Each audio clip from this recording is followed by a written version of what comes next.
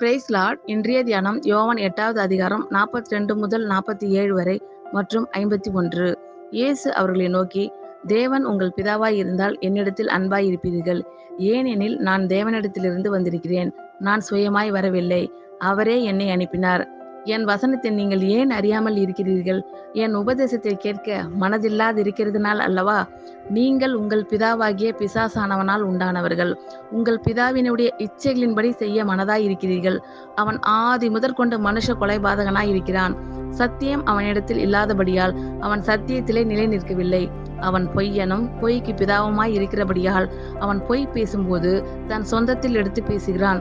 நான் உங்களுக்கு சத்தியத்தை சொல்லுகிறபடியினாலே நீங்கள் என்னை விசுவாசிக்கிறதில்லை. என்னிடத்தில் பாவம் உண்டென்று உங்களில் யார் என்னை குற்றப்படுத்தக்கூடும்? நான் சத்தியத்தை சொல்லியிருக்க நீங்கள் ஏன் என்னை விசுவாசிக்கிறதில்லை? தேவனால் உண்டானவன் தேவனுடைய வசனங்களுக்கு செவி கொடுக்கிறான். நீங்கள் தேவனால் உண்டாயிருந்தபடியினால் செவி கொடாமல் இருக்கிறீர்கள் என்றார்.